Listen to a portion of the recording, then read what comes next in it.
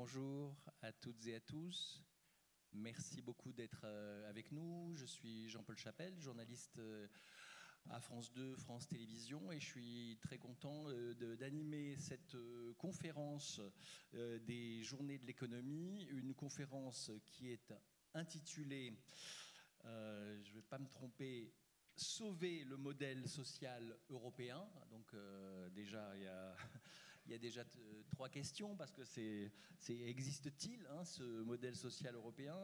Peut-on, doit-on le sauver? Et puis enfin, comment le sauver? Pour répondre à ces questions, Patrick Artus, donc, qui est à côté de moi et qui a eu l'idée de cette table ronde et qui est donc évidemment membre du Cercle des économistes et également conseiller économique d'Ociam. Ensuite, Sylvie Goulard, qu'on remercie beaucoup d'être là avec nous. Sylvie Goulard, qui est donc ancienne députée européenne, professeur of practice à l'université de Bocconi. Et effectivement, initialement, si vous êtes attentif, vous savez que c'était Marie-Lise Léon de la CFDT qui devait être présente, mais elle a été appelée par le ministre du Travail et le Premier ministre pour la conférence Travail et retraite qui démarre aujourd'hui. Ensuite, Antoine Fouché, qui est président du cabinet Quintet, ex-directeur de cabinet de la ministre du Travail Muriel Pénicaud, Jean Pisani-Ferry, senior fellow à Bruegel, donc l'Institut à Bruxelles, et Mathieu Plane, directeur adjoint du département Analyse et Prévision à l'OFCE, qui est de l'Observatoire français des conjonctures économiques. Sans plus tarder, je donne la parole à Patrick Artus pour planter le décor pour 5 minutes, si on peut respecter ce petit timing, pour que chacun puisse s'exprimer, puisse ensuite interagir. Et puis vous qui êtes là, et même vous qui écoutez et regardez par les différents réseaux, vous pourrez poser vos questions en faisant le 07 67 99 79 57, et Ethan, qui est à côté de moi, va les sélectionner et les posera pour vous. Patrick, c'est à vous. Merci Jean-Paul, bon après-midi à tous. Donc pour 5 minutes, je vais, comme vous l'avez dit, planter le décor. D'abord, personne n'envie les États-Unis ou la Chine pour leur modèle social. Donc il n'est pas question de suggérer que le modèle social européen devrait s'inspirer des modèles sociaux de ces pays. Je vous rappelle qu'aux États-Unis, il y a 10% des personnes qui n'ont pas de couverture maladie. Il y a un taux de pauvreté qui est le double du taux de pauvreté français, et que l'ensemble des dépenses dépenses sociales, les prestations sociales, représentent 26% du PIB en Europe et 9% du PIB aux États-Unis. Donc on n'a pas du tout envie de copier le modèle social américain. Pas plus qu'on a envie de copier le modèle social chinois. En Chine, pour donner qu'un chiffre, l'ensemble des dépenses de retraite, c'est 4% du PIB. En France, c'est 14,5%. Et donc les Chinois ont peu de retraite, peu de couverture maladie. Donc il s'agit bien de rester dans le cadre d'un modèle social généreux, universel, à la française. Alors cela étant, ce modèle a beaucoup de problèmes. Il y a un problème de faible croissance structurelle qui réduit les recettes fiscales. Il y a un problème de faible taux d'emploi qui aussi a cet effet de réduire les recettes fiscales. On sait que si la France avait le taux d'emploi de l'Allemagne, on aurait des recettes fiscales supérieures de 5 points de PIB à ce qu'elles sont aujourd'hui. Et puis surtout, il y a le vieillissement démographique qui va mettre à mal l'équilibre des régimes de protection sociale. Par exemple, sur le système de retraite, aujourd'hui, on a 1,67, pour être précis, en 2025, cotisants par retraité. Et en 2050, les estimations s'étagent entre 1,30 et 1,40. Donc on aura évidemment, à règle inchangée, on aura beaucoup de déficits du système de retraite. D'ailleurs, la Cour des comptes estime qu'en 2045, il y aura 30 milliards d'euros de déficit du système de retraite. Et c'est probablement pire pour les systèmes de protection maladie parce que la dépense de santé, les dépenses de ville, les dépenses en hôpital, la dépense de santé est très très fortement croissante avec l'âge. Je vous donne juste 2 chiffres. Il y a 1 800 €, c'est la dépense de santé d'un Français entre 17 et 59 ans. J'ai pris un Français par exemple. Et donc 1 800 € entre 17 et 59 ans. 6 500 € entre 75 et 84 ans. Donc on va avoir une dégradation continue de l'équilibre des systèmes de protection sociale, en particulier la santé et les retraites. Alors qu'est-ce qu'on peut faire, dernier point? Ça serait très très bien si on avait plus de gains de productivité.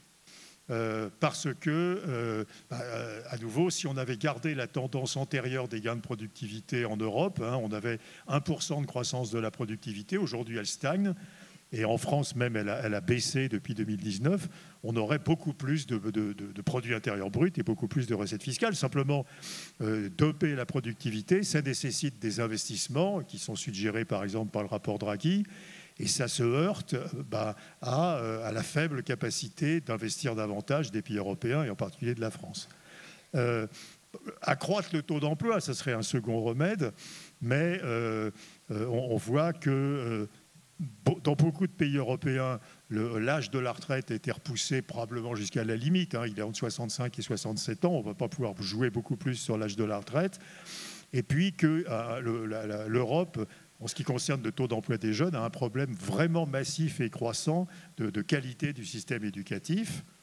Et augmenter la pression fiscale, l'Europe devrait normalement avoir pour objectif de réduire ce qu'on appelle le coût fiscal, c'est-à-dire l'écart entre le coût du travail pour une entreprise et le salaire net dans la poche du salarié. Évidemment, si vous augmentez la pression fiscale, au contraire, vous augmentez le coût fiscal. Et puis, il y a un problème de compétitivité coût qui exclut probablement toute hausse forte de la pression fiscale sur les entreprises. Et donc, malheureusement, je crois qu'il va falloir accepter des économies dans les systèmes de protection sociale européenne. Je sais que mes camarades veulent discuter ça aussi. Et c'est les 2 économies qui viennent à l'esprit, et ça ne rendra pas populaire les gouvernements qui le mettront en place, mais je crois qu'il n'y aura pas le choix. C'est une sous-indexation structurelle des retraites sur les prix, et qui réduira la dépense de retraite, et c'est probablement une hausse du niveau des franchises médicales qui réduira la dépense de santé. Je suis preneur de toute idée qui éviterait ça. Je ne crois pas qu'on puisse éviter de faire ces économies à nouveau pour préserver un modèle universel et assez généreux de protection sociale. Merci Patrick. On aura l'occasion de faire préciser cette pensée sur la sous-indexation et les franchises, si ça s'adresse à tout le monde ou à une catégorie plus ou moins fortunée. Sylvie Goulard, peut-être votre vision européenne sur ce modèle social. Bonjour à tous. Oui, quand on parle de modèle social européen, Patrick a très bien évoqué les aspects de faiblesse de la croissance, de vieillissement et aussi notre attachement à ce qu'est ce modèle. Je crois qu'il est intrinsèquement lié à l'histoire de l'Union européenne et on l'oublie, mais dans le préambule du traité de Rome, la promesse qui avait été faite en 1957, c'était améliorer le niveau de vie et d'emploi des Européens. Et dans les années 60, 70, il y a eu ce développement. Ça a été également très sensible dans les pays qui nous ont rejoints, que ce soit l'Espagne et le Portugal ou les pays d'Europe centrale et orientale. Donc pendant longtemps, je dirais, l'Europe a bien été associée à cette promesse de modèle social qui, bien évidemment, il y avait toujours des gens qui étaient plus pauvres que d'autres. Et je ne dis pas du tout que tout était parfait, mais avec un système social qui était au cœur du projet. Alors, qu'est-ce qu'on a raté, si j'ose dire? Alors, d'abord, il y a un chiffre qui m'a énormément frappé dans le rapport Draghi, c'est qu'en gros, parce qu'on n'en a pas conscience, on n'en parle pas assez dans nos débats généraux, donc je ne veux pas vous accabler de chiffres, mais c'est qu'en gros, on était à peu près aussi riches collectivement que les Américains au début des années 2000, et que les Américains, leur richesse a augmenté, et nous, on est restés, et on est à peu près à la moitié de ce que les États-Unis ont eu en plus. Donc, nous sommes dans un temps où, même si nous avons toujours l'impression d'être dans des pays qui sont riches, eh bien, la richesse intrinsèque du pays, celle qui peut financer le modèle social, a eu tendance à se réduire. Alors peut-être deux mots, du système entre guillemets de décision à Bruxelles et d'autre part de ce qu'ont fait nos partenaires. Alors juste un petit rappel, parce que souvent on a des attentes envers l'Europe, des attentes d'Europe sociale. Comment on s'est organisé ? Dans certains domaines, les compétences, on les a mises en commun. Par exemple, la monnaie, vous savez tous qu'il y a une banque centrale qui décide pour nous tous.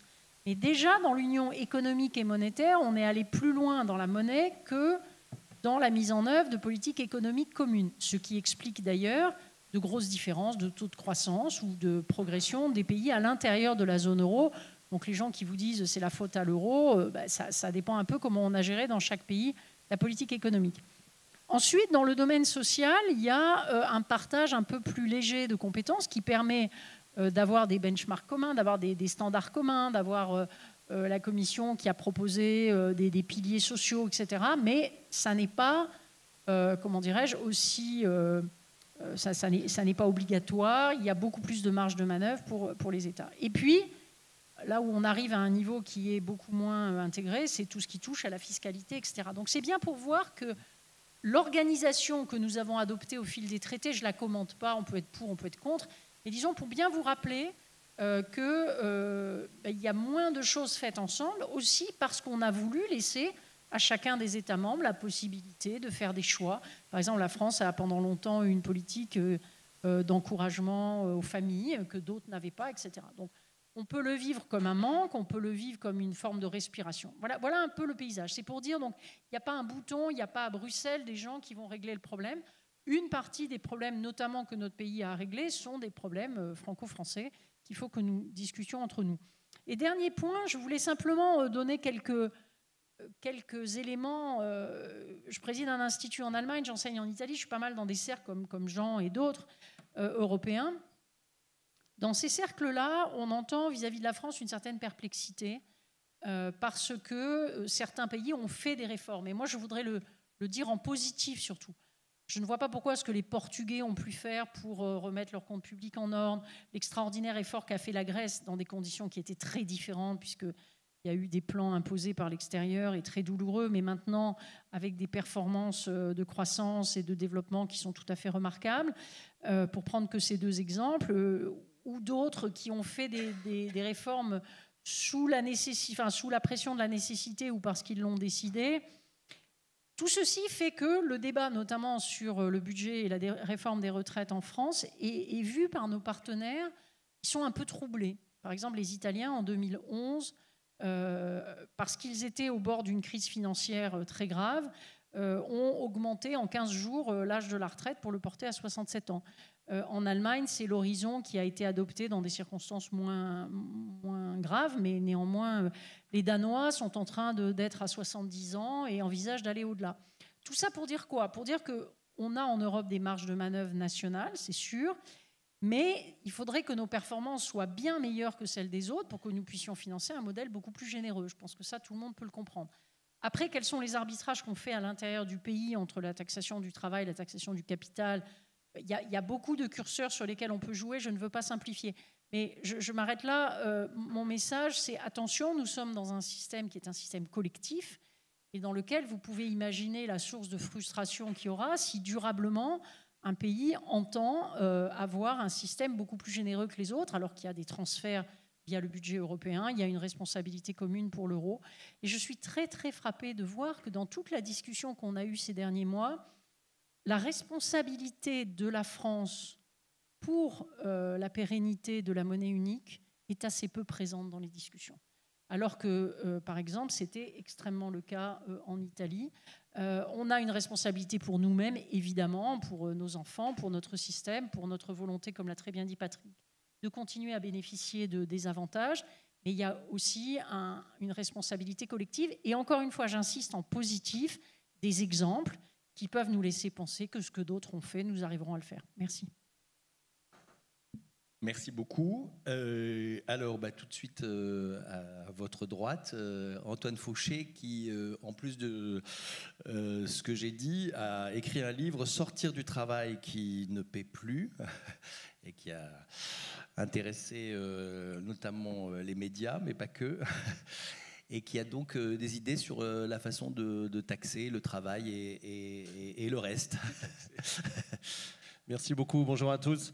Oui, sur ce sujet, je voudrais insister sur 3 points en introduction dans les 5 minutes qui me sont imparties. Le premier point, c'est qu'il y a un lien direct entre notre modèle social et notre choix de société en tant que société d'individus. C'est-à-dire qu'il n'y a pas de société d'individus s'il n'y a pas d'État-providence qui se substitue aux parents, à la famille, aux différentes communautés, qu'elles soient politiques, qu'elles soient religieuses, face aux risques de la vie.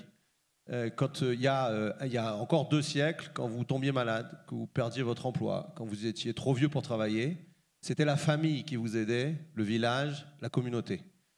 On n'était pas une société d'individus parce que les individus n'étaient pas indépendants. On ne peut pas être indépendant comme individu quand on est face au risque de la vie totalement dépendant de ses parents, de ses enfants, de sa communauté. Et donc, tout ce qu'on a construit depuis à peu près un siècle, un peu plus, c'est une substitution de l'État aux différentes communautés, des plus restreintes aux plus larges, pour devenir une société d'individus autonome et libre. Et donc, en ce sens, renoncer à notre modèle social, c'est renoncer à être une société d'individus. Donc, il y a vraiment un lien très fort entre les deux. Le deuxième point sur lequel je voudrais insister, c'est que du coup, comme l'État, au sens large, État et sécurité sociale, s'est progressivement substitué sur tous les risques de la vie, à la famille, aux parents, aux enfants, aux différentes communautés, l'État social n'a cessé de croître, son poids, comme l'a dit Patrick juste avant, n'a cessé de croître dans la richesse nationale qu'on a créée. Si je remonte que sur les 50 dernières années, il y a 50 ans, les dépenses sociales, donc tout ce qui protège contre les risques de la vie, tous les différents risques, c'était 22% du PIB. Aujourd'hui, c'est 33%. Donc, en un siècle, on a fait 11 points de PIB. Alors, je pense que c'est les chiffres français, ça. Hein. On a fait 11 points de PIB. Qu'est-ce que c'est 11 points de PIB? En euros constants, c'est 330 milliards d'euros. C'est à peu près 5 fois et demi le budget de l'éducation nationale, par exemple. Et ce dont on n'a pas conscience, mais qui, quand on y repense, est assez logique, c'est qu'en fait, depuis un demi-siècle, les dépenses sociales, de protection sociale, ce sont les seules dépenses en pourcentage du PIB qui augmentent dans notre pays. C'est-à-dire, on dit souvent, oui, mais c'est nos dépenses publiques qui augmentent. Non, les dépenses de défense ont plutôt baissé, même si elles remontent ces dernières années. Les dépenses d'éducation n'ont pas monté en 50 ans. Les dépenses de sécurité non plus, les dépenses de justice non plus. Bref, toutes les dépenses de services publics n'ont pas monté en pourcentage du PIB. Les seules dépenses qui ont augmenté, ce sont les dépenses sociales. Sur les 11 points, c'est 7 points de retraite, 3 points d'assurance maladie, 1 point de solidarité. Et c'est normal, puisque, encore une fois, l'État, au sens large, se substitue à la famille ou aux communautés pour tous les risques de la vie. Sauf que ça a un effet direct sur lequel on est en train de buter et qui est en train de remettre en cause du coup notre État-providence, et me semble-t-il pour des bonnes raisons, c'est que, alors ça c'est notre choix français, mais on a quasi uniquement, pas que, mais quasi uniquement financé la hausse de ces dépenses sociales par les gens qui travaillent. On est 68 millions de gens qui travaillent, 68 millions de gens en France, 28 millions de gens qui travaillent, 20 millions de salariés, 5 millions de fonctionnaires, 3 millions d'indépendants. Et c'est essentiellement ces 28 millions de personnes qui ont financé la hausse des dépenses de protection sociale, de sorte que, par exemple, les cotisations retraite en un demi-siècle, elles ont doublé. Vous mettiez 15 points de votre salaire pour payer la retraite de vos parents il y a 50 ans. Aujourd'hui, les gens qui travaillent, ils mettent 28 à 30 points de leur salaire pour payer la retraite de leurs parents. Et ça c'est pas la seule raison, mais c'est l'une des raisons qui fait que les gens qui travaillent aujourd'hui sont la première génération depuis 1945 qui n'améliore plus sa vie en travaillant. C'est pas la seule raison. Hein. La raison principale, comme l'ont esquissé Patrick et Sylvie avant, c'est la baisse ou le ralentissement de la productivité.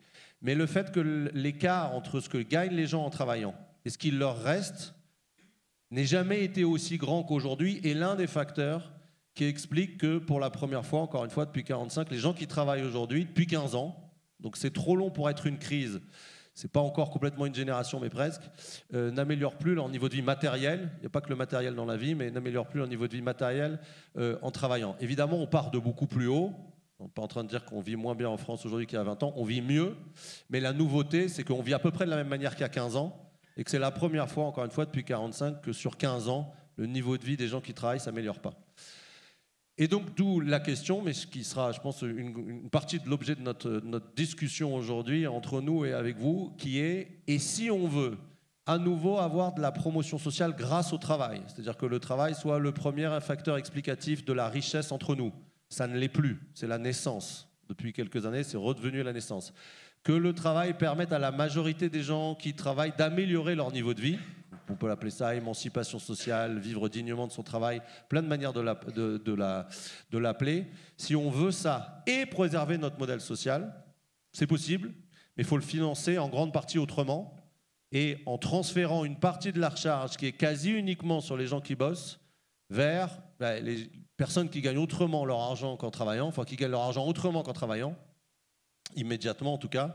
Et c'est juste pour ouvrir le débat. Et je me tais. Il y a 3 types de revenus, la rente, les retraites et l'héritage. Et une fois qu'on a dit ça, on voit pourquoi on ne le fait pas. Mais ça sera le débat. Merci. Alors, Jean Pisani-Ferry. Merci. Moi aussi, je suis très content d'être ici pour ce débat. Je crois que vous avez été dit jusqu'à présent, et avec quoi je suis largement d'accord, c'est qu'on fait face à un problème structurel. Ce n'est pas un problème un moment, c'est un problème qui est lié à, d'un côté, la démographie, de l'autre côté, lié à la question de la productivité. Et je pense que ce qu'il faut essayer de voir, c'est comment on peut améliorer les choses aussi de manière structurelle. Aujourd'hui, si on regarde les projections qui ont été faites, pour les retraites, on a une projection de stabilité de la part des retraites dans le PIB, mais parce qu'on a une hypothèse de productivité à 0,7% par an qui apparaît aujourd'hui trop optimiste, en tout cas par rapport aux politiques qui sont en place. Le déficit du régime des retraites vient de la baisse des cotisations, pas de la hausse des prestations. Mais c'est probablement en bonne partie artificiel. Si on regarde du côté de l'assurance maladie, en fait, on a un vieillissement, et pour les raisons que disait Patrick tout à l'heure, on a donc une augmentation annuelle des dépenses de santé qui est très liée à cette démographie et donc qui implique qu'on a besoin de trouver 4 milliards par an pour financer les dépenses de santé. Donc on est dans une seringue et la question c'est comment en sortir. Alors, je pense qu'il y a plusieurs pistes qui ont été évoquées. Il y en a une qui n'a pas été évoquée, qui est est-ce qu'il y a dans le système des sources de gain d'efficience? C'est-à-dire est-ce qu'on a un système qui est sous-efficace du point de vue de l'usage qui est fait des fonds publics qui lui sont attribués? Alors ce n'est pas vrai retraite, puisque les retraites, il n'y a pas de perte d'efficience entre prestations retraite et ce qui est touché par les retraités. En revanche, c'est vrai massivement pour le système de santé. Donc là, il y a quelques réserves qu'on peut essayer de mobiliser et qui peuvent permettre, en tout cas pendant un temps, de compenser cette dérive de santé. On peut aussi, sur les retraites, jouer, mais on sait à quel point c'est peu populaire, même une hostilité à l'égard de ça. Et la suspension de la réforme des retraites, de ce point de vue-là, est un signe très, très fort, très lourd du fait que le consensus social aujourd'hui est plutôt revenir en arrière sur la réforme plutôt que de continuer à poursuivre la question de la durée du travail. Donc, on peut agir là-dessus, mais ce ne sera pas facile, il faudra émettre beaucoup de capital politique. En revanche, il y a l'ingénierie fiscalo-sociale dont vient de parler Antoine. Le thème, on va changer la structure des prélèvements de manière à déplacer la charge du financement de la protection sociale, du travail essentiellement sur des assiettes plus larges. Mais ça demande énormément ce débat, ça demande d'investir un capital politique considérable et ça ne marche qu'une fois. Pas de résoudre notre problème permanent. Ce qui est en revanche un levier sur lequel on peut agir, c'est d'essayer de trouver des moyens d'augmenter la productivité. Parce qu'aujourd'hui, la France, l'Europe en général, ont une productivité, une croissance de la productivité, c'est-à-dire une croissance de la production par heure de travail qui est très inférieure à celle des... Donc, si on se compare là à un pays qui est comparable du point de vue de sa structure économique,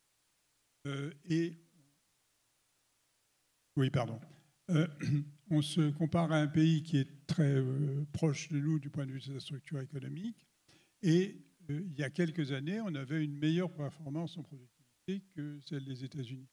Ce qui s'est passé les derniers temps, c'est que notre productivité, particulièrement en France, mais de manière générale en Europe, elle s'est mise à ralentir puis à stagner, alors qu'aux États-Unis, elle s'est mise à augmenter. Donc pour moi, ce qu'il faut chercher comme solution, c'est une combinaison de mesures qui permettent de financer temporairement un rehaussement de l'efficacité de la dépense sociale, l'efficience de la dépense sociale, encore une fois essentiellement la dépense d'assurance maladie. Il faut par ailleurs essayer, s'attacher à relever le taux de croissance de la productivité. Et ça, c'est possible, mais évidemment, ça demande aussi des efforts importants pour y parvenir. On ne va pas rentrer dans tous les détails de ce qui peut y concourir. Par exemple, le fait de dire qu'on peut créer une Europe d'épargne et d'investissement, ça en fait clairement partie. Et ça ne demande pas d'efforts surhumains, ça ne demande pas de mise en capital, ça demande simplement qu'on essaie d'utiliser l'épargne plus efficacement. Merci Jean. Mathieu Plane. Merci. Bonjour à toutes et à tous. Beaucoup de choses ont été dites. Je vais juste peut-être compléter sur un ou deux points. C'est vrai que on y est attaché en réalité au modèle social au moins français et le modèle social européen. Que finalement, c'est une singularité dans le monde. On le dit peut-être pas assez. Patrick l'a dit en introduction, mais je regardais quelques statistiques. La France, l'Europe consacre en moyenne 27% de son PIB à la dépense sociale. Et il faut savoir que ça représente 50% de la dépense sociale mondiale, alors qu'on n'est que 6% de la population. C'est pour vous dire que les autres pays, en fait, n'ont pas du tout la même construction de dépenses sociales. Et la France, en Europe, est en plus en haut du lot. Donc on a vraiment un modèle social extrêmement large et très particulier. Alors, qui a eu des réussites. D'abord, on est attaché pour ça parce qu'effectivement, ça permet d'avoir une couverture assez large. Ça a permis quand même de réduire assez massivement les inégalités. En fait, quand on se compare à l'international, l'Europe est la zone du monde où les inégalités sont quand même les plus contenues, même si elles existent encore, les contenues. Et donc, finalement, ce modèle social, il a réellement des vertus. Son problème, c'est qu'il a un coût, et que son coût, aujourd'hui, on a du mal à trouver des financements, surtout face à ce mur de dette dans lequel on est. Il n'y a pas que la France qui a une dette publique élevée. Alors, la France est dans une situation un peu paradoxale en ce moment, mais si on prend les autres pays aussi de la zone euro, à part l'Allemagne, j'allais dire, la dette publique est relativement élevée. Et puis, tous les pays sont confrontés à un choc de vieillissement inédit. Parce que l'effet du baby-boom, il n'a pas été que français, on le retrouve dans beaucoup de pays, plus l'allongement de l'espérance de vie. Et donc, vous vous retrouvez confronté à un modèle social qui a grossi à travers le temps, couvre aussi de mieux en mieux, mais qui coûte de plus en plus cher. Et le remède qu'on avait pour ça jusqu'à présent, c'était la croissance. La croissance, alors, pose des problèmes, mais elle a une vertu, c'est qu'elle fait des recettes. Et en fait, quand vous avez une croissance qui est dynamique, vous avez des recettes pour financer votre modèle social. Et là, vous êtes percuté par 3 choses, pour moi. C'est un niveau de dette très élevé, donc vous ne pouvez plus recourir beaucoup à la dette. D'accord ? Au fond, une croissance qui devient anémique. Et donc, du coup, quand on fait des projections, on ne peut plus se tablier sur des 2,5% de croissance. Au maximum, on est sur 1,5%, mais ça change tout, ça, sur le financement du modèle social. Et puis, vous avez le choc du vieillissement qu'on connaît, qui est dans les débats actuels. Hein. On parle des débats des retraites. Il y a les débats autour de la santé, dont on parle assez peu, mais à mon avis, qui sont au moins aussi importants que ceux sur les retraites. Et donc, on est face à ça. C'est comment faire pour préserver ce modèle social dans un monde qui change, dans un monde où la croissance se raréfie et vous avez un vieillissement marqué des populations. Et donc, là, le tour a été montré, c'est qu'il n'y a pas vraiment de recette miracle. Hein. Il y a des choix politiques à faire, sauf qu'aujourd'hui, ce qu'on nous vend plutôt, c'est finalement préserver un modèle social assez large, tout en augmentant le pouvoir d'achat, tout en étant compétitif, tout en réduisant la dette et atteindre nos objectifs carbone. Et ça pose un petit souci. C'est-à-dire que si quelqu'un a cette baguette magique, il faut tout de suite voter pour lui. Hein. Et le problème, c'est qu'on est confronté à ces choix politiques qui sont très forts. Donc c'est vrai que la première solution, elle est assez évidente en fait, hein, assez évidente, mais après la mise en pratique, elle est difficile. C'est quoi ? C'est qu'il faudrait augmenter le nombre de personnes en emploi. Et ça, c'est clair. Effectivement, si on avait un taux d'emploi des jeunes et des seniors qui était plus élevé, ça ferait plus d'activités, donc plus de ressources fiscales. Et donc, ça faciliterait le financement du modèle social. Le deuxième point, alors ça ne nous aide pas sur le financement global, c'est que vous pouvez faire des transferts fiscaux au sein des ménages, ou entre ménages et entreprises. Mais à la fin, c'est un ménage différent qui peut payer. Est-ce que c'est un actif ou un retraité ? Est-ce que c'est un revenu financier ou un revenu du travail ? Donc on peut générer des transferts, mais ça ne nous dit pas comment on comble les besoins de financement à venir. Ça, c'est le deuxième point. Par contre, un point qui a été évoqué et qui me semble important, c'est qu'on est à la fois face à ce défi du financement du modèle social, mais on est aussi face à un défi qui va être majeur, qui est le plus grand, j'allais dire la plus grande transition, les plus grandes successions, les plus grands héritages devant nous devant les 15 prochaines années. Pas moi qui ai fait les calculs, hein, mais enfin, ils ne sont pas très compliqués, mais en gros, il y a 9 000 milliards de transmissions qui vont être faits dans les 15 prochaines années, qui vont avoir pour aussi effet plutôt d'accroître les inégalités entre ceux qui héritent et ceux qui n'héritent pas, sachant que ceux qui héritent en général sont plutôt dans des positions plus favorables. Et donc la question, elle va se poser aussi sur le financement à travers l'héritage. Ça, c'est un point, à mon avis, qui est assez important, hein, et qui est assez central dans le débat. Et puis, le point, là, je rejoins Jean qui en a beaucoup parlé, c'est effectivement comment relancer la croissance. Et là, ça veut dire qu'il faut des plans d'investissement, c'est le rapport Draghi, c'est l'innovation, c'est comment on fait pour monter en gamme, comment on génère plus de croissance, plus de productivité. C'est assez fondamental. Et aujourd'hui, le problème, c'est qu'on a ce modèle social qui coûte cher, mais on a aussi un décrochage de la croissance vis-à-vis du reste du monde. Et donc ça boucle pas, ça boucle pas. Et puis, un dernier point qui n'a pas été trop évoqué, il y a la question de l'immigration. La question de l'immigration, on est un peuple vieillissant. Il y a des zones du monde qui le sont beaucoup moins. Est-ce que, du coup, alors ça pose d'autres problèmes, hein, c'est un sujet qui n'est pas que économique, mais la solution aussi démographique, aujourd'hui, quand vous avez un sol naturel qui décroît comme ça, il y a aussi une question qui peut passer par peut-être plus d'immigration, qui est quand même un débat assez difficile à mener, mais qui est difficile, au regard de ce qui nous attend dans les prochaines années, de complètement l'évacuer. Voilà, merci à vous. Merci beaucoup. Alors, à ce stade, vous pouvez continuer à poser des questions. Je sais qu'il y en a plusieurs sur la fiscalité, sur l'héritage, etc. On va y venir. Un point quand même, parce que le titre, c'est « Sauver le modèle social européen ». Est-ce que nous, Français, on a un problème particulier parce que jusqu'à présent, on a quand même été assez pudique là-dessus. Et est-ce qu'on peut prendre... Alors, je sais que les modèles ne sont pas faciles à dupliquer, mais est-ce qu'on peut prendre exemple sur des voisins qui ont réussi leur réforme ? Peut-être Sylvie ? J'avais essayé un petit peu de le dire. Ce qui est certain, c'est qu'on ne peut pas s'abstraire du contexte européen, ni du contexte mondial. D'ailleurs, ce qui a été dit de comparaison de notre productivité, voilà. On ne vit pas sur une autre planète. Là où il y a une dimension française, je pense aussi, c'est dans la manière brutale dont on gère les questions sociales.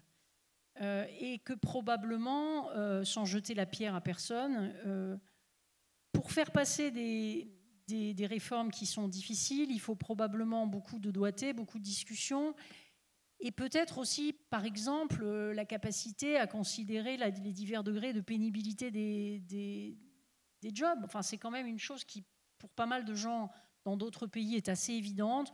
On commence à travailler très jeune dans certains métiers, on est à l'extérieur, on est fatigué, on s'arrête un peu plus tôt. Les gens qui ont la chance d'être dans des positions plus confortables. Donc, bon, premièrement, nous ne pouvons pas nous abstraire du contexte. Deuxièmement, les autres ont fait des réformes. Alors, parfois avec le couteau sous la gorge, j'ai rappelé l'Italie, réforme des retraites en 15 jours. Enfin, le gouvernement de Mario Monti, on dit toujours que c'est un gouvernement technique, mais il avait 90% de soutien au Parlement quand même, quand on est allé le chercher. On voulait qu'il puisse faire des choses, et les partis politiques l'ont critiqué après, mais sur le coup, ils ont accepté. Donc, après, vous avez des pays dans lesquels, et je remercie Mathieu d'avoir mentionné aussi l'immigration. Par exemple, je crois que dans ce qui se passe dans la péninsule ibérique, où il y a un taux de croissance très élevé, il y a aussi une ouverture plus grande à une immigration, alors qui vient peut-être beaucoup d'Amérique du Sud, qui peut-être considérée, moi je ne peux pas porter de jugement, mais plus proche culturellement ou autre. En tout cas, ce qui est certain, c'est que personne n'a de baguette magique, et que ce qu'il faudra arriver à faire, c'est utiliser tous les instruments de l'augmentation de la richesse collective qu'on peut distribuer, à la manière dont on partage. Et là, je crois que l'appartenance à l'Union européenne, c'est aussi quand même un endroit où on est au contact des autres, où on échange, où on peut, et ça a été dit d'ailleurs dans le débat sur les retraites et sur le budget. Je crois qu'il y a des modèles à trouver, et non seulement des modèles en termes techniques, mais aussi pour les Français, l'idée qu'on ne voit pas pourquoi ils seraient... enfin, moi, je viens de Marseille, les couillons de l'Europe, quoi. Enfin, on n'est pas plus bête que les autres de ne pas arriver à mettre les choses en ordre, et de ne pas arriver à prendre des mesures qui soient des mesures... Alors, évidemment, tout ce qui est structurel est compliqué. Tout ce qui touche, par exemple, à l'héritage, moi, ayant été élue, je sais à quel point c'est délicat, y compris dans un pays où l'égalité est placée au sommet des revendications françaises. C'est Tocqueville qui le disait. Mais malgré tout, là, quand on touche à l'héritage, qui est un des facteurs d'inégalité, parce que tout le monde a envie de laisser quelque chose à ses enfants, je crois que c'est un peu humain. Voilà. Enfin, en tout cas, par exemple, il y a aussi des contre-modèles. Il y a des pays d'Europe dans lesquels, par exemple, sur la taxation de l'héritage, ils sont loin derrière nous. Donc, il ne faut pas non plus penser qu'on va toujours prendre modèle sur les autres, mais en tout cas, cette discussion qui a lieu au niveau européen et ces échanges entre nous sont extrêmement importants. Étant entendu que, comme le dit le titre, il s'agit quand même de sauver le modèle social. Moi, je crois qu'il faut aussi qu'on ait tous une certaine forme de gravité. Quand vous discutez avec les Grecs et que vous voyez ce qui leur est arrivé, je n'ai pas envie que ça arrive à mon pays. Quand vous discutez avec les pays baltes qui, à cause de la menace de Poutine, sont arrivés pour entrer dans la zone euro à diviser les salaires des fonctionnaires par 2, on n'a pas forcément envie que ça arrive. Donc il vaudrait mieux qu'on prenne des mesures intelligemment, sans brutalité, peut-être avec plus de discussion, mais qui mettent les comptes en ordre. Alors, ces propos ont fait réagir déjà Patrick, Jean et puis Antoine. Alors, Patrick, d'un mot. Oui, juste d'abord une remarque sur les programmes de mes 3 camarades. Mais, Antoine, ce que vous proposez, c'est de répartir différemment la charge.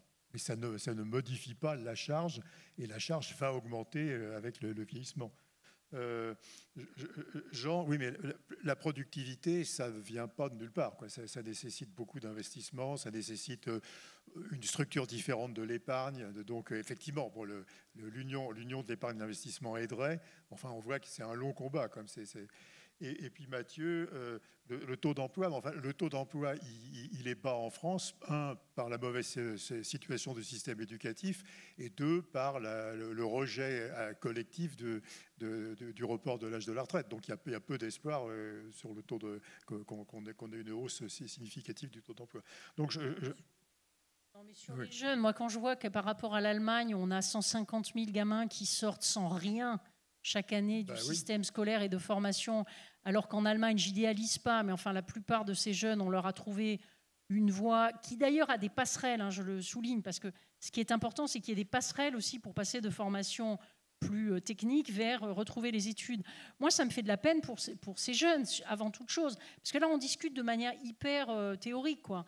Le taux de productivité, Moi, je ne me résigne pas à ce qu'il y ait autant de jeunes en France qui soient sur le carreau. D'ailleurs, je ne me résigne pas non plus, parce que ça, on n'en parle pas beaucoup, du fait que les femmes soient beaucoup moins bien payées que les hommes à travail égal. Ça aussi, peut-être, ça pourrait faire partie. Donc, notre marché du travail a des carences. Je crois qu'il faut travailler sur tout. Il faut travailler sur les jeunes, il faut travailler sur les femmes, il faut travailler sur les retraités. Sur les jeunes, vous n'avez pas l'impression que l'alternance s'est développée ces dernières années quand même? Enfin, vous avez... Oui, on a développé tout ça. Simplement, ce que j'observe, c'est qu'il y a tout un parcours qui se met en place en Allemagne et des possibilités de passerelles dont je ne vois pas encore la couleur en France. En Allemagne, vous avez des gens, ils sont patrons d'une boîte en ayant commencé comme apprentis. Parce qu'ils ont monté les échelles, mais à un moment donné, on les a réintégrés. Enfin, en tout cas, il n'y a pas la même différence. Et à mon avis, tant qu'on n'arrivera pas là, on séparera. Et quand on discute avec des apprentis, les jeunes, ils sont beaucoup exploités en ce moment aussi. Donc c'est mieux que de les laisser dehors, mais c'est une société dans laquelle on a une paupérisation des jeunes travailleurs qui, moi, comme maire d'ailleurs, me choque beaucoup. Jean? Oui, je voulais juste ajouter, il y a quand même des modèles étrangers desquels on peut s'inspirer. Bon, par exemple, le modèle danois de fonctionnement du marché du travail, qui aboutit à 2,5% de taux de chômage. Donc c'est comme un moyen. Et parce que ce modèle a privilégié la protection des personnes à la protection de l'emploi. Le modèle suédois des agences, hein, qui évite les doublons dans le fait qu'enfin, en France, quand on a, ou en Italie, quand on a une fonction de l'État, elle est remplie par plein d'administrations. Avec le modèle des agences, il y a une administration en face d'une fonction de l'État. Et puis, en Suède aussi, par exemple, il y a un équilibre structurel du système de chômage, enfin, du système de retraite. On paye des retraites qui ne génèrent pas un déficit global du système de retraite lissé sur quelques années pour annuler les effets de la conjoncture. Donc on a des expériences étrangères qu'on pourrait s'inspirer. Simplement, j'observe que passer de la protection de l'emploi à la protection de la personne, c'est très très rejeté par la plupart des syndicats. Réformer l'État, ça a pris 7 ou 8 ans de débats, de discussions et de montée en régime en Suède. Et l'équilibre du système de retraite, c'est-à-dire en fait une règle automatique d'équilibre du système de retraite, ça serait extrêmement compliqué à avoir. Mais enfin, il y a des expériences étrangères qui améliorent beaucoup la situation de la protection sociale. Oui. Jean, on a tenté la retraite à points en France, mais on n'a pas réussi. On a tenté la retraite à points et je regrette que cette réforme n'ait pas abouti. Mais ce qui est plus frappant encore, c'est qu'en France, on a fait 6 ou 7 réformes des retraites. Donc chaque gouvernement, chaque législature attaque le problème, se heurte à l'opposition sociale, le résout partiellement et passe le bâton à la législature suivante qui du coup reprend les choses et ça crée une espèce de traumatisme collectif sur le fait qu'il y aura toujours des réformes des retraites plutôt que de faire comme dans d'autres pays. Et là-dessus, je prendrai l'exemple de la Suède et l'exemple des États-Unis, où on a programmé l'évolution du système de retraite sur une durée de 40 ans. Donc, c'est très, très différent. Donc, aujourd'hui, en France, on est encore trop incapable de faire ça. Je ne dis pas, ça ne dit rien sur la nature des décisions à prendre, mais ça dit quelque chose sur l'horizon.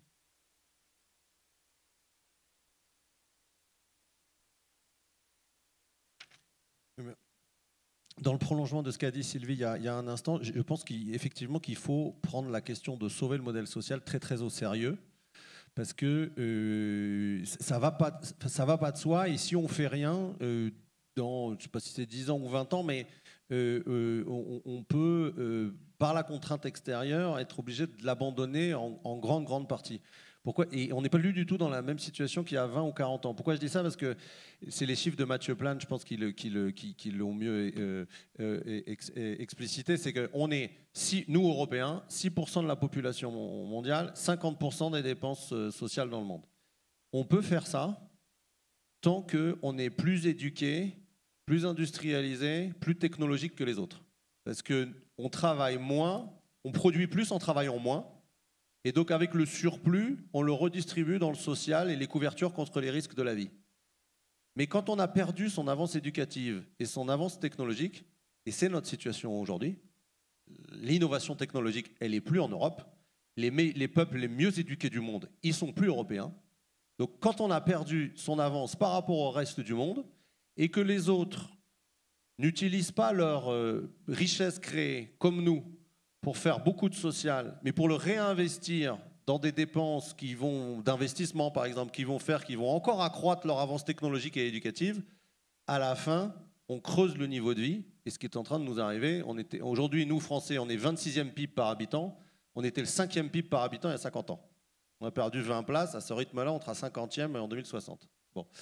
Donc c'est très très concret, et ça veut dire, et là je rejoins vraiment Patrick, ça veut dire qu'on est à un moment donné, le fait de changer la base de financement de protection sociale, ça ne suffit pas.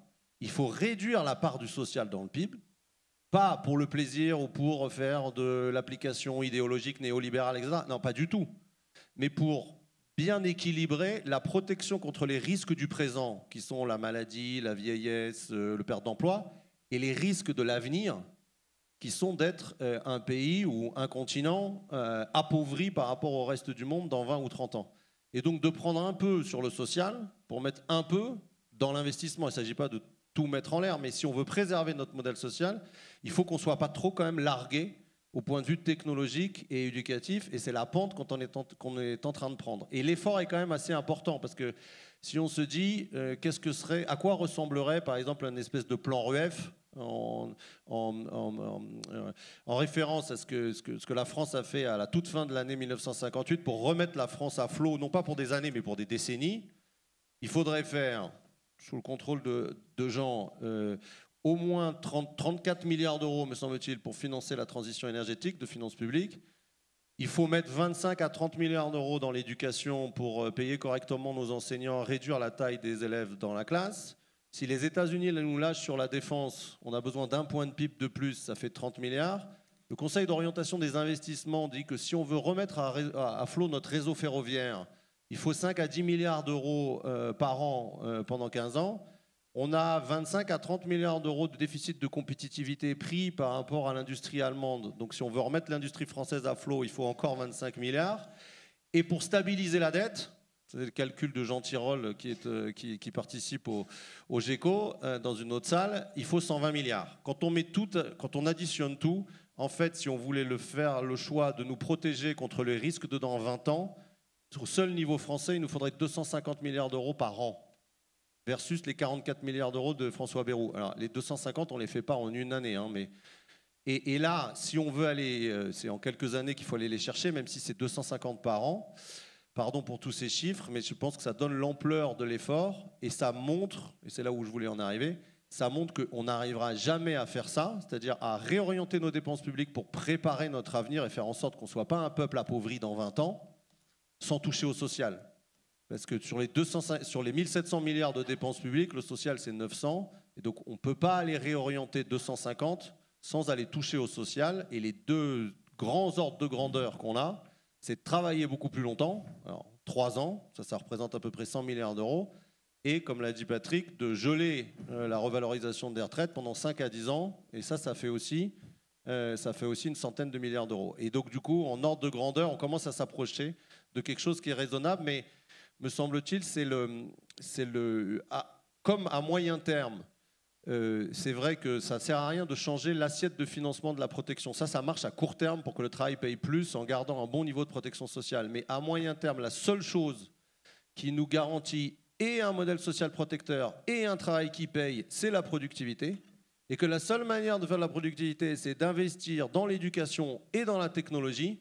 Il faut qu'on trouve les moyens de le faire.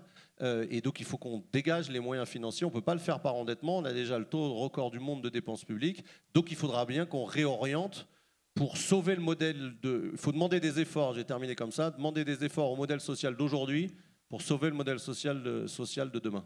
Oui, alors je vais donner la parole à Mathieu, mais effectivement, vous nous avez donné le tournis avec tous ces milliards, et peut-être qu'on se dit que sur la défense et le climat, on n'est peut-être pas tout seul, et il y a peut-être effectivement un financement supranational européen qui pourrait entrer en jeu. Mathieu?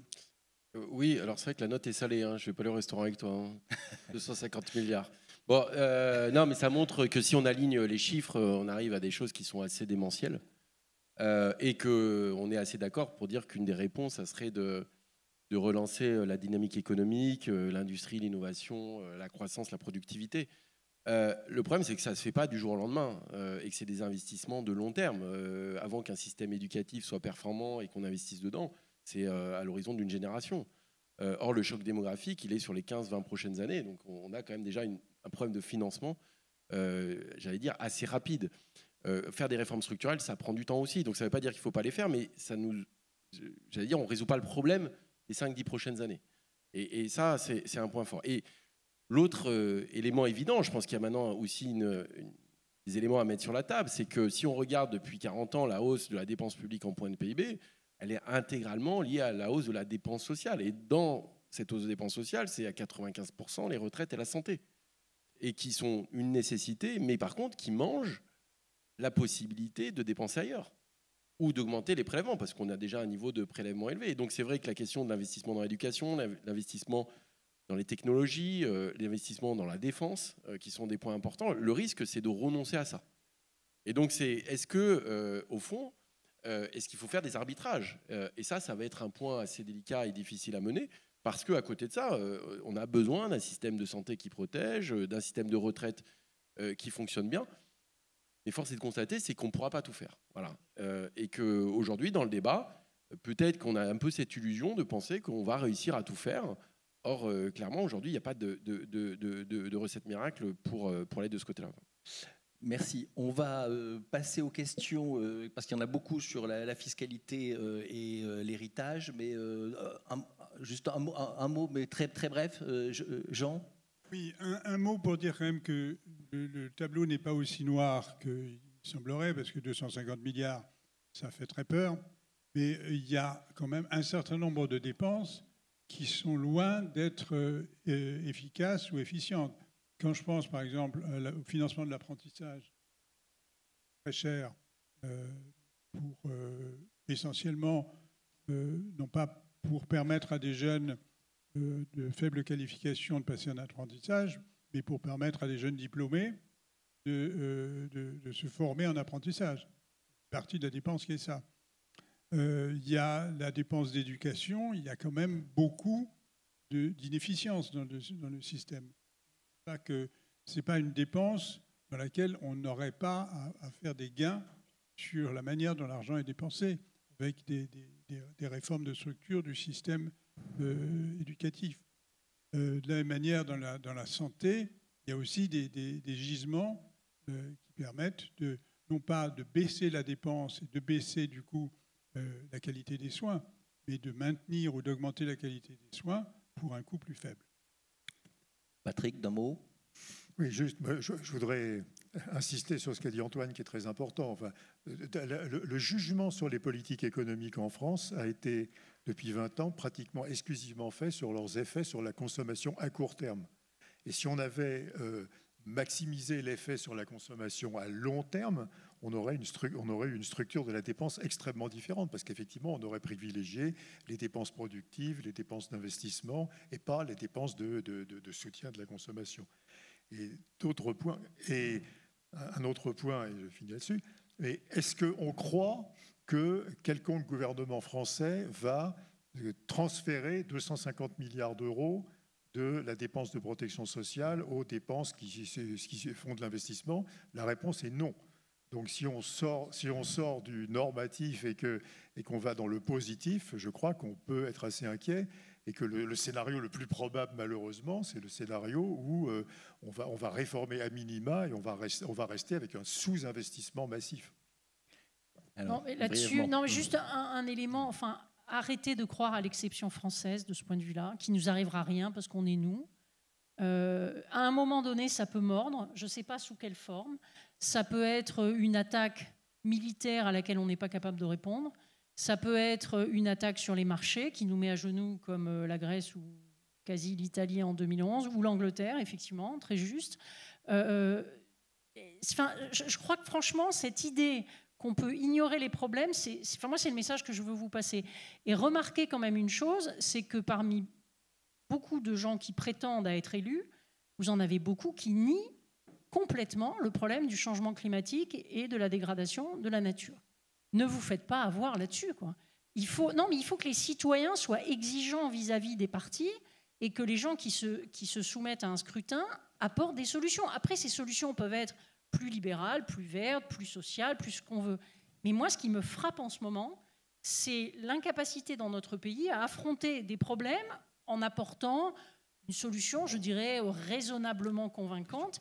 Et juste une chose, Antoine, parce que là aussi, il faut éviter de généraliser. Il y a des points dans lesquels la situation des Français n'est pas très différente de celle des Européens.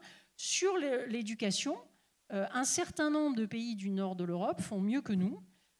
Ils ont réagi aux études PISA de l'OCDE qui ont été publiées pour la première fois il y a quasiment 25 ans, en prenant des mesures. Et à force de dire ça ne portera que dans une génération, on ne le fait pas. Mais du coup, on n'a pas les... Donc, il y a eu des choses qui ont été faites, le doublement des classes de CP, des choses comme ça. Bon, je ne veux pas noircir le tableau et beaucoup d'enseignants se donnent du mal, y compris en emmenant leur classe au GECO, donc on les remercie. Mais encore une fois, regardons de manière fine ce que les Finlandais, les Suédois, les Danois sont capables de faire, et j'ai cité aussi à dessein le Portugal, l'Espagne ou la Grèce, parce qu'après, sinon, on nous dira, mais ça, c'est les protestants du Nord, nous, on n'est pas comme eux. Non, il y a aussi des gens du Sud qui arrivent à se réformer.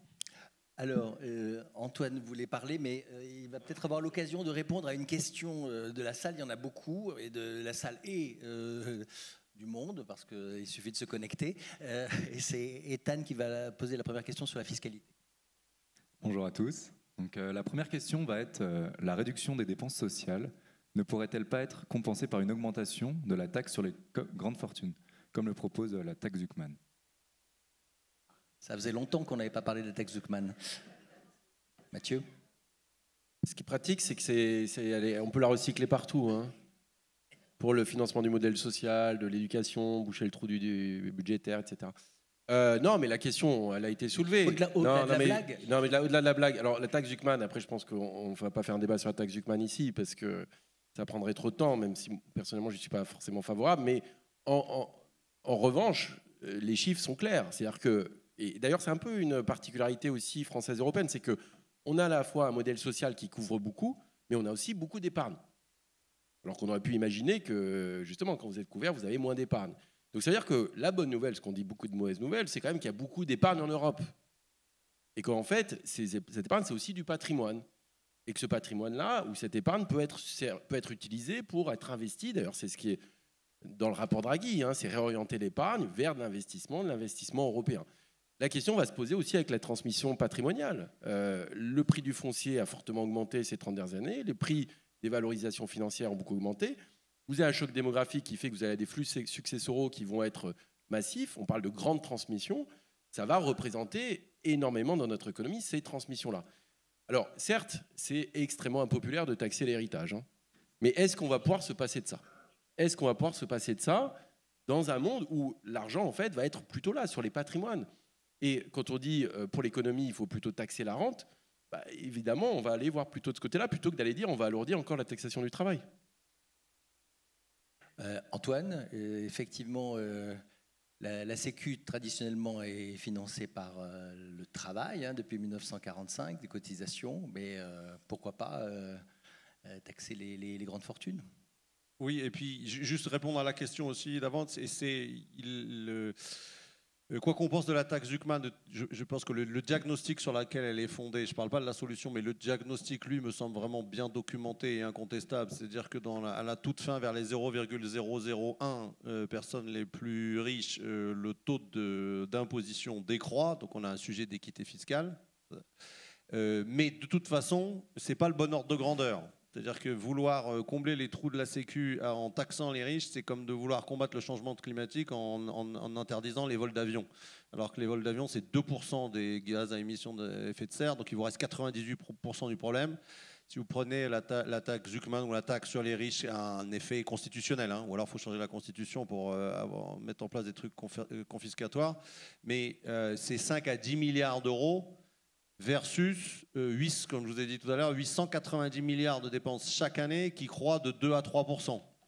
Donc vous financez même pas une année en taxant les riches, comme on dit de façon un peu populiste, vous financez même pas une année d'accroissement des dépenses sociales dans notre pays. Donc ça montre que c'est pas, il faut le faire au nom, ou aller dans cette direction, me semble-t-il, au nom de la justice fiscale et de l'équité fiscale. Oui, mais ne pas raconter des cracks aux gens sur le fait que ça va pouvoir exonérer la totalité, quasi-totalité de la population d'un effort historique qu'on a devant nous.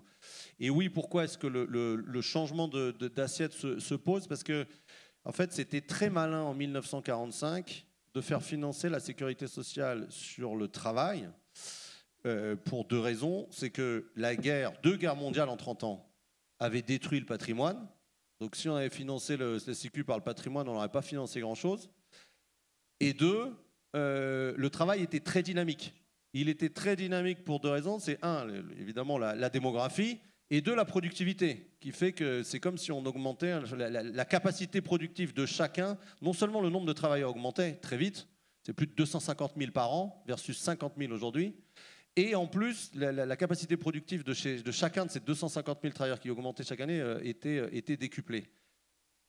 80 ans après la fondation de la Sécu, c'est plus du tout le même sujet sur les 2 questions. C'est-à-dire qu'au lendemain de la guerre, le patrimoine représentait à peu près 2 années de revenus.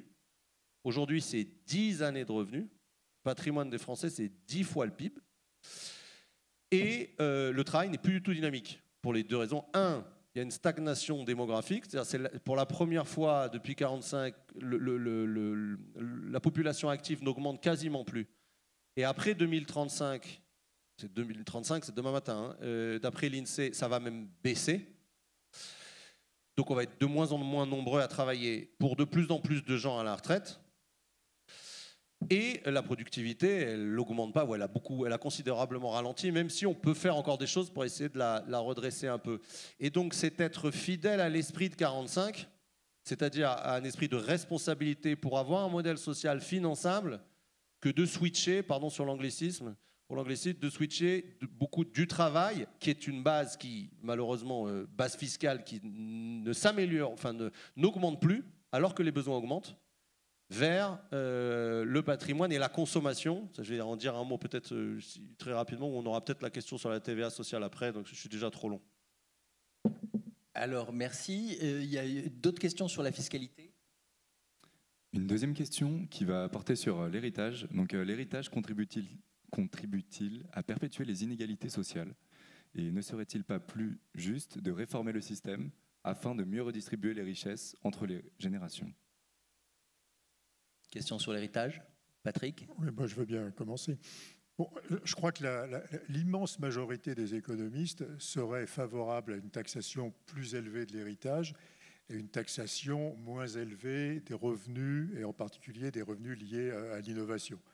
Bon, et on sait que c'est totalement pas la perception collective, mais c'est la perception de beaucoup d'économistes. Alors pourquoi? Pour 2 raisons. D'abord, quand vous taxez davantage l'héritage, vous ne prenez pas les entrepreneurs par surprise. Les entrepreneurs peuvent préparer la transmission de leur entreprise sur plusieurs dizaines d'années. Quand vous augmentez la taxation des patrimoines, par exemple, il y a le débat sur les créateurs d'entreprises, qui n'ont pas de revenus, dont toute la fortune consiste dans les parts de leur entreprise. Et donc, c'est beaucoup plus facile de gérer une taxation du patrimoine au moment de sa transmission qu'au cours de la vie. Et puis, et donc ça c'est le premier argument, quoi. C'est beaucoup plus facile. Et le second argument, j'oublie le second argument. Je passe là. Une autre question? Est-ce que la mise en place d'une TVA sociale serait une solution? Non, ça a été dit, mais... Oui. Okay. Non, mais on reste sur l'héritage. On reste sur l'héritage. Non, mais voilà, les chiffres sont quand même assez conséquents. Hein, j'ai l'impression de me répéter un peu, mais dans les années post-guerre, l'héritage, les successions, les donations, ça représentait dans les 30 glorieuses, c'était entre 5 et 7% du PIB par an. Aujourd'hui, on est à plus de 20% PIB et on devrait monter dans les années à venir pas loin de 30. Donc ça change en fait la distribution des richesses, cette affaire-là. Et une fois de plus, quand le prix du foncier a pris x2, x3, c'est pas parce que vous avez créé de l'innovation ou de la richesse. C'est juste que vous avez transmis du patrimoine qui a pris de la valeur. Et l'autre chose, c'est que au fond, les gens, enfin, c'est pas moi, hein, il y a des études qui montrent bien ça, c'est que les personnes qui reçoivent les héritages sont souvent, en général, dans des situations sociales plus favorables que ceux qui n'en reçoivent pas. Et donc, vous renforcez les inégalités. Donc, fatalement, vous avez le risque de créer une société de rente, même si on a un attachement à l'héritage, parce qu'il y a une histoire familiale, il peut y avoir plein de choses derrière. Moi, je n'ai pas envie de dire je veux taxer l'héritage. Je dis juste que d'un point de vue macroéconomique, c'est là qu'il y a de l'argent en réalité et qui pose un problème parce que cette transmission, en fait, elle n'est pas forcément favorable à l'économie. Voilà. C'est uniquement d'un point de vue analytique macroéconomique. Oui. Oui, Patrick a retrouvé un point. Non, je pense que la concentration des patrimoines, c'est pas du tout un jugement moral ou politique, c'est mauvais pour l'économie. Et quand on avait, au début des années 1900, au début du XXe siècle, quand on avait une concentration très forte des patrimoines qui passait par l'héritage, hein, la fortune héritée, c'était 90% de la fortune à cette époque, on avait une économie très peu dynamique parce que, en fait, les clés de l'investissement étaient détenues par très peu de personnes. Quand vous avez un patrimoine très concentré, il y a très peu d'individus qui peuvent décider de faire des investissements, d'investir dans des entreprises. Et donc, je crois que c'est très efficace de répartir beaucoup plus sur beaucoup de personnes hein, la propriété du patrimoine, parce que vous multipliez les initiatives, hein, vous rendez beaucoup plus d'initiatives finançables. Une explication une hypothèse, pas une explication, mais une hypothèse à partager, à soumettre à débat sur pourquoi est-ce qu'on est devenu quand même une société largement rétive, d'après les sondages en tout cas, à la taxation de l'héritage.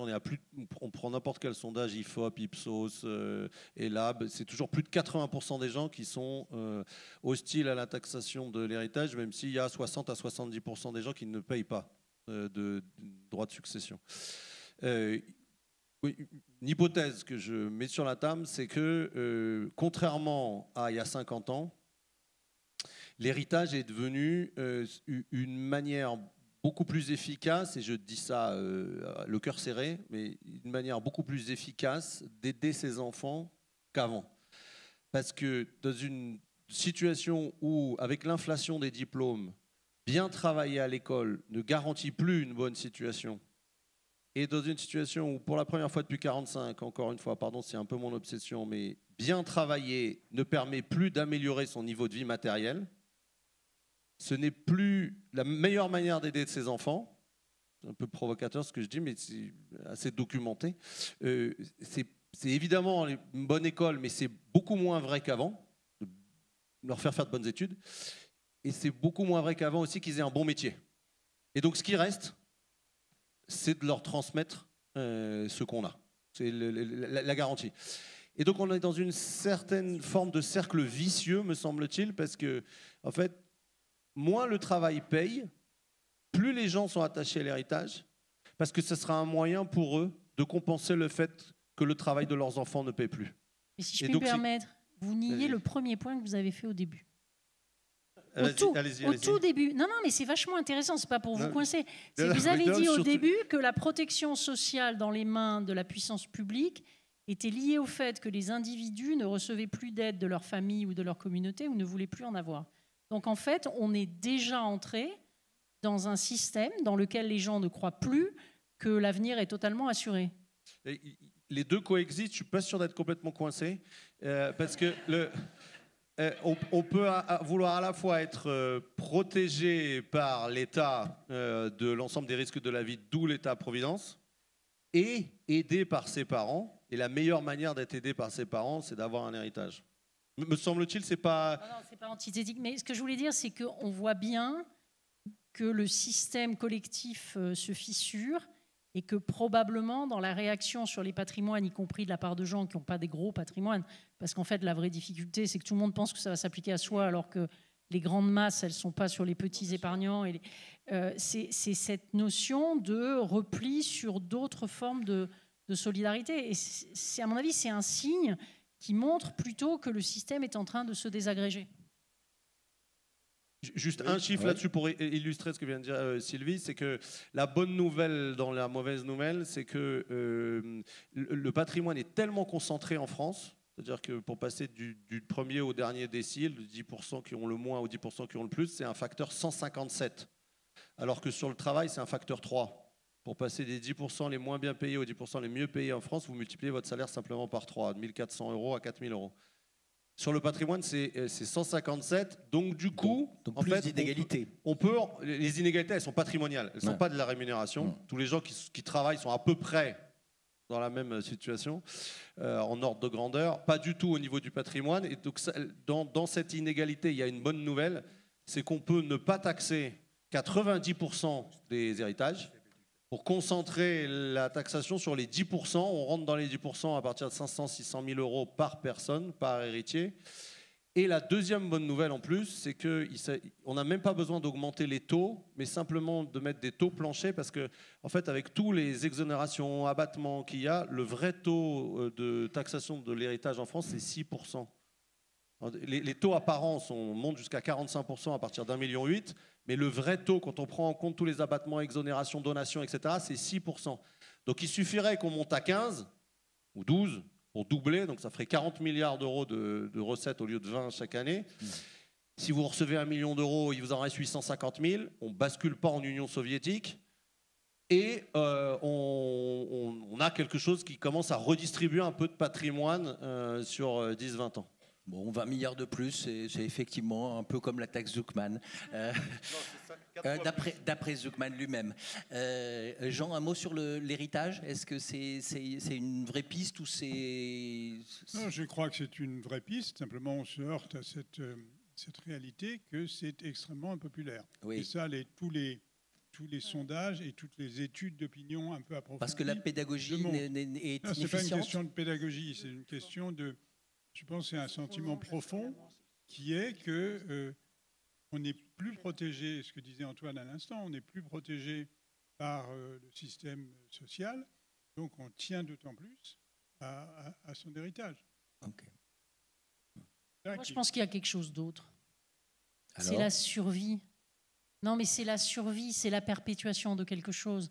C'est ce qui nous projette au-delà de notre condition humaine et de notre propre mort. On se projette dans ces enfants, quelle que soit la qualité des relations ou pas vis-à-vis d'eux. On est quand même content qu'une entreprise familiale se poursuive. Et je pense que tout ça, il faut en tenir compte dans les études économiques. S'il y avait un moyen peut-être je sais pas, de répondre à cette très très forte conviction psychologique que l'héritage, on n'y touche pas, peut-être qu'on y arriverait. Et encore une fois, je le dis de manière neutre. Et je pense qu'il y a quelque chose de plus que les aspects économiques. Mais pour le plaisir du débat, je suis d'accord avec ce que vous venez de dire, mais ça a toujours été valable. C'est-à-dire, il y a un siècle, on survivait à la mort par ses enfants aussi. Il y a 50 ans aussi. Et il y a 50 ans, ce n'était pas du tout les mêmes sondages. On était des rentiers. Non, mais il y a 50 ou 80 ans, il y a eu la Seconde Guerre mondiale. Moi, je suis très frappée, par exemple, de ce qui s'est passé en Allemagne. Je parle sous le contrôle des grands économistes qui sont là, parce que je ne suis pas... En Allemagne, après la Seconde Guerre mondiale, il y a eu un espèce d'effet d'écrasement total, quand ils ont introduit le Deutschmark en 1948, avant de créer la République fédérale. Il y a eu un effet d'écrasement des patrimoines. Il y avait d'abord les grandes familles qui avaient parfois été nazis, donc on leur a soit pris leurs outils, soit, certains ont refleuri assez vite. Mais enfin, il y a quand même eu un moment de dérasement complet. Et ça a contribué au miracle allemand, parce que justement, les compteurs sont remis à zéro et les talents comptent plus que le fait d'être le fils de son papa. Après, on a vu le système revenir malgré tout, parce que c'est plus fort que nous, tout ça. Il y a eu des mesures explicites, parce que ces héritages, ces patrimoines avaient été effectivement extrêmement rognés, mais de manière extrêmement inégale. C'est-à-dire qu'il y avait des gens qui avaient conservé l'intégralité de leur fortune, il y avait des gens qui on avait perdu une bonne partie, et puis il y avait des gens qui avaient traversé la frontière avec 2 valises. Donc le débat qu'il y a eu en Allemagne à ce moment-là est très intéressant parce que ça a fait de la taxation du patrimoine un élément de justice sociale et fiscale. Et ça s'est appelé le Lastenausgleich, l'égalisation performance, des charges, pardon, l'égalisation des charges. Et ça, dans ce genre de situation, c'est tout à fait possible. Alors, OK pour l'héritage. Il y a un autre impôt qui est un peu plus fréquent que l'héritage. C'est la question suivante. Va porter sur la TVA sociale. Est-elle un outil de justice sociale ou alors un impôt qui est déguisé sur la consommation? Alors, la TVA sociale, c'est Bon, alors, il faut rappeler un résultat économique. C'est la TVA sociale, c'est baisser les cotisations sociales, alors soit des salariés, soit des employeurs, et financer ça par une hausse de la TVA. Alors, on peut montrer que cette manipulation, alors s'il s'agit des cotisations sociales des employeurs, cette manipulation est complètement équivalente à une dévaluation de la monnaie, donc du franc, et pas de l'euro, du franc. S'il s'agit des cotisations sociales des salariés, ça a un très fort effet redistributif en fait, puisque le poids de la consommation est décroissant avec le revenu. Donc c'est une mesure qui est assez défavorable aux salariés pauvres et assez favorable aux salariés riches. Donc a priori, on parle plutôt d'une substitution de la TVA aux cotisations sociales des employeurs.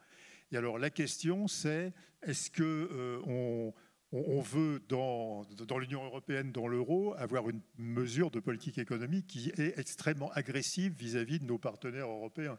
Puisque dévaluer le franc, c'est gagner de la compétitivité vis-à-vis des autres pays de la zone euro.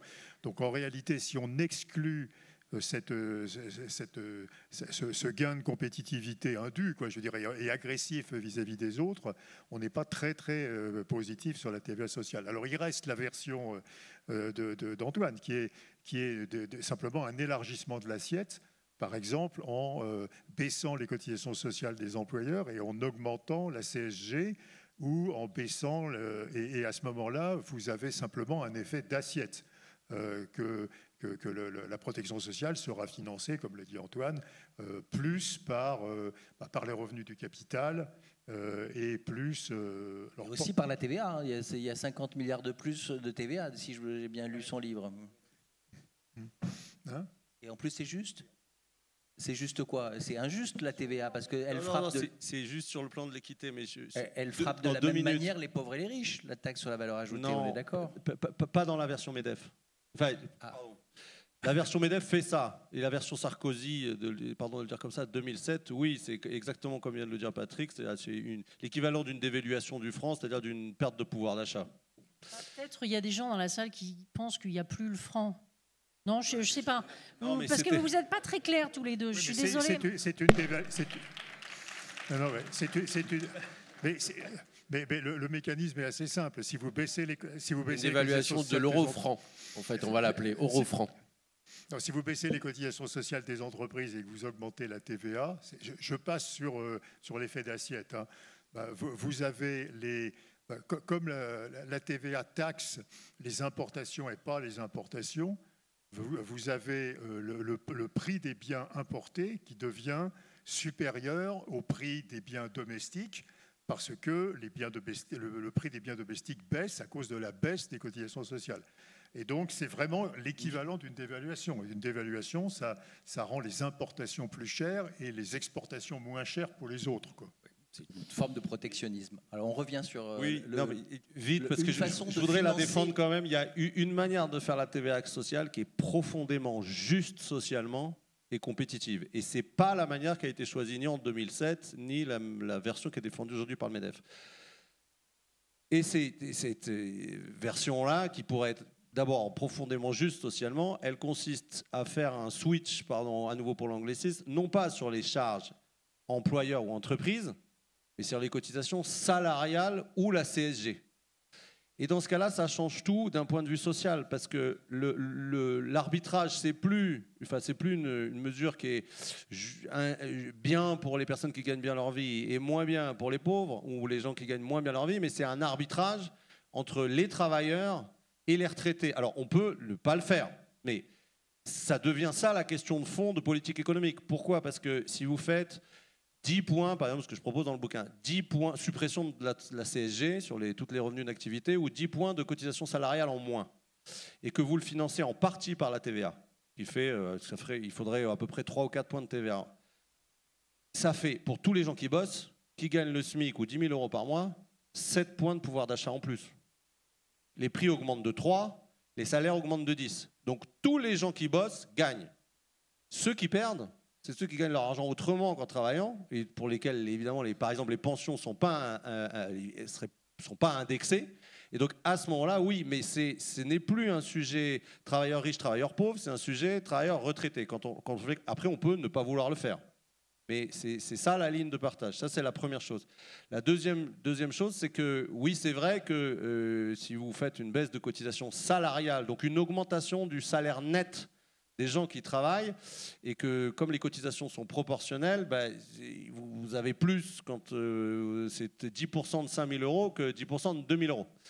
Mais là aussi, comme on a 4 points de TVA dans notre pays, on pourrait très bien baisser la TVA sur les produits de première nécessité, par exemple les produits alimentaires, qui sont majoritairement consommés proportionnellement au salaire par les revenus les plus modestes, et augmenter plus fort que 3 ou 4 points les biens qui sont essentiellement ou quasi exclusivement consommés par les revenus les plus élevés. Puis le troisième argument, me semble-t-il, parce qu'il y a un côté un peu déprimant, je trouve, sur ce débat, parce que Sylvie disait tout à l'heure, on n'est pas une exception, mais oui, justement, on n'est pas une exception, et donc on devrait regarder ce que tous les pays qui ont conservé une industrie en Europe ont fait avec la TVA. Et ils ont tous fait une TVA beaucoup plus importante que la nôtre. Parce que c'est ce que Patrick a expliqué tout à l'heure. La TVA, elle est payée par les entreprises qui produisent à l'étranger et qui vendent en France. Les cotisations salariales, ou qu'elles soient employeurs ou salariés, elles sont payées que par les gens qui travaillent en France. Et donc la mondialisation depuis 30 ans, elle a notamment consisté à dire « Écoutez, vous les Français, vous êtes trop chers ». Le switch sur la TVA, ça consiste à dire aux entreprises chinoises « Écoutez, vos biens, ils sont trop chers. Donc la TVA que vous allez prendre, vous allez les prendre dans votre marge et vous n'allez pas la répercuter sur les prix. » Et donc, comme aurait dit ma grand-mère, on est quand même un peu ballot, nous, Français, de faire payer notre protection sociale par 28 millions de gens qui travaillent, alors qu'on pourrait la faire davantage payer par 168 millions de gens, 68 millions de Français et 100 millions de touristes. C'est quand même, à un moment donné, il y a quelque chose sur lequel on devrait se remettre en cause. Et Sylvie, tout à l'heure, demandait, ou c'était Patrick, pardon, mais où est-ce qu'il y a des modèles européens ? Tous les pays qui ont plus de 20% de PIB dans l'industrie ont 5 à 7 points de TVA en moyenne de plus que nous. C'est tous les pays du Nord et les pays et l'Allemagne notamment. Parce que nous, avec nos 20 points, et après je me tais, avec nos 20 points, on a l'impression d'avoir un taux très élevé de TVA. Mais on a 4 taux, et il y a un rapport de la Cour des comptes sur la réalité de la TVA, pardon, j'ai oublié le titre, mais il est en ligne, qui montre que notre taux réel moyen, quand on prend notre taux à 2, 6, 5, 10, 20, notre taux réel de TVA, il est à 9,7. Ça fait de nous le 23e ou le 25e pays d'Europe qui taxe dont la taxation de la consommation est le plus faible dans les recettes publiques. Donc on a une fiscalité de consommateur favorisant la consommation et pas une fiscalité de producteur, et à la fin ça se voit sur la productivité. Bon, vous avez des supporters, Mathieu. Non, oui, pour rebondir sur ce que dit Antoine, c'est vrai que c'est intéressant, ça fait des gros mouvements fiscaux quand même, hein. Juste pour dire ça, c'est que là tu parles d'une centaine de milliards d'euros globalement, et 3 points de TVA, tu es plutôt à 30. Ouais. Et tu as tous les taux de TVA, donc il nous en manque un petit peu pour boucler l'affaire financière. Et ça fait un transfert quand même massif entre actifs et inactifs, retraités et autres inactifs, qui vont quand même payer très cher cette addition. Moi, je trouve intéressant, on peut le faire à la marge. D'ailleurs, je vous rappelle, c'est un peu ce qu'a fait quand même Emmanuel Macron quand il est arrivé au pouvoir, hein, avec la baisse des cotisations salariées et la hausse de la CSG. À la fin, ça revient à peu près au même. Moi, juste dans le débat, ce que j'ai retenu, c'est que les retraités n'étaient pas contents et que les actifs n'ont pas sauté au plafond. Mais bon, Mais moi, je suis d'accord pour alléger la question. Alors déjà, il faut préciser ce qu'est la TVA sociale. Et moi, quand Emmanuel Macron a commencé à en parler, le MEDEF a tout de suite pensé à la TVA sociale que lui avait en tête, c'est la baisse des cotisations employeurs. Or, moi, je pense qu'on est à la limite de l'exercice. On est passé sur les exonérations de cotisations patronales, il faut quand même le dire, même si ça peut être bénéfique pour l'industrie, pour la compétitivité, de 20 milliards en 2014 à 80 milliards. Et je rappelle juste ça, aujourd'hui, les cotisations patronales au niveau du SMIC, on est quasiment les plus bas du monde. Pas sur le reste, hein. Mais ça veut dire que donc déjà, il faut préciser quelle TVA sociale on fait. Et moi, je dis juste, le montant que tu proposes, c'est massif. Alors c'est intéressant parce que c'est massif, mais ça fera des transferts entre ménages qui vont être très forts. Et l'autre chose, c'est que les employeurs peuvent tenir compte aussi que ta cotisation, ta CSG a baissé et que donc tu négocies plus sur le brut ou sur le super brut. Et donc tu peux récupérer une partie sur ces marges. Et là où je trouve ça difficile, c'est que ça ne règle pas le problème du financement global et du modèle social. C'est que tu crées un transfert et après, en plus, il faut trouver, ce que tu dis, 250 milliards pour réduire. Donc là, on est sur 350 milliards de transferts. Je ne sais pas si politiquement, c'est supportable, hein, même si je trouve que c'est intéressant de le mettre dans le débat. Non, je ne vais pas contribuer à jongler avec les milliards. Je voulais juste faire une petite remarque pour les gens qui sont dans la salle. Quand vous entendez des politiques, Antoine n'est pas encore candidat pour 2027, mais quand vous entendez des gens qui vous parlent de modifier la TVA, rappelez-vous quand même que ça se fait à Bruxelles. Pas les taux internes. Non, mais en tout cas, on ne peut pas, et c'est un peu l'argument qu'avait Patrick, il y a l'aspect juridique de certains taux, on peut les déplacer ou pas, mais il y a aussi le fait que tout ça, ça contribue à des modifications des conditions économiques collectives dans l'Union européenne. Et c'est pour ça que, encore une fois, c'est intéressant. Moi, je trouve ce débat vraiment bien, parce que ça met au moins un peu des nouvelles idées sur la table. Simplement, je ne suis pas certaine de tous les chiffres qui ont été donnés sur les taux de TVA, parce que, par exemple, la deuxième industrie d'Europe, c'est l'Italie. Et en Italie, il n'y a pas les taux de TVA d'Europe du Nord. Donc, bon, il est vrai qu'il y a une pénétration chinoise énorme en Italie, etc. On ne va pas épiloguer là-dessus. Enfin, c'est juste pour dire il y a les problèmes de la France qu'on doit régler comme Français, et puis il y a l'appartenance au système collectif qu'on doit simplement au moins garder à l'esprit pour des raisons juridiques ou pour des raisons économiques. Okay. Jean, vous voulez dire un mot sur la TVA et sinon, il y a une dernière question de... Oui. Alors, dernière question de la salle pour conclure. La dernière question va être sur le financement de la sécurité sociale. Est-il encore viable à long terme avec le vieillissement de la population et les dépenses croissantes? Un mot de conclusion. Vous l'avez déjà dit, mais... On l'a déjà largement dit. C'est le problème auquel on cherche une solution. Moi, ma conviction, c'est qu'il n'y a pas de solution durable sans retrouver les gains de productivité. Donc, pourquoi? Parce que c'est l'effet de ciseau entre la hausse des dépenses de santé et la faiblesse des cotisations sociales et des recettes de l'assurance maladie. Donc je pense que c'est... ou de la CSG, pareil.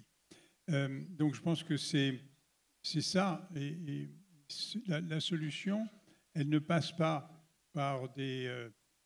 je suis d'accord avec ce que disait Mathieu tout à l'heure, c'est-à-dire il faut énormément de capital politique pour faire les réformes que propose Antoine. Énorme.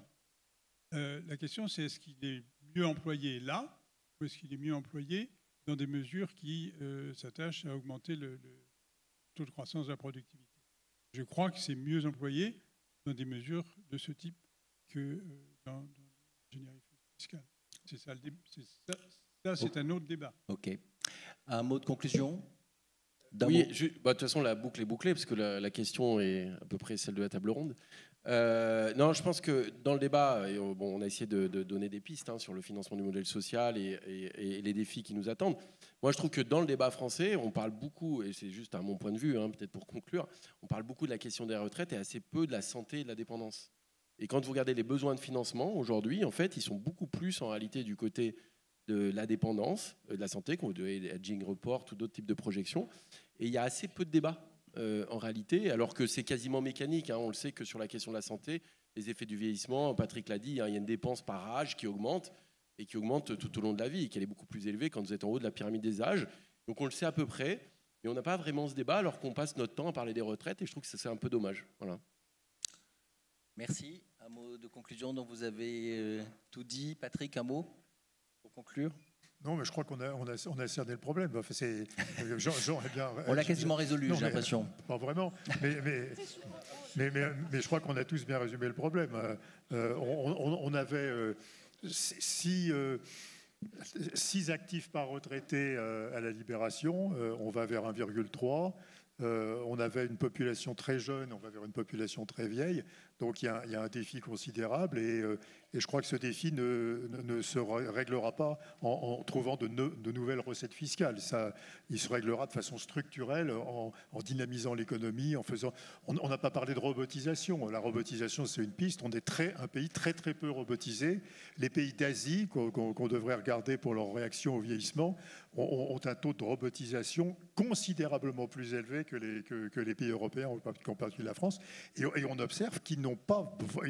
Ils ont fait des gains de productivité et ils ont résisté au vieillissement qui est beaucoup plus rapide dans des pays comme la Corée et comme le Japon qu'en Europe.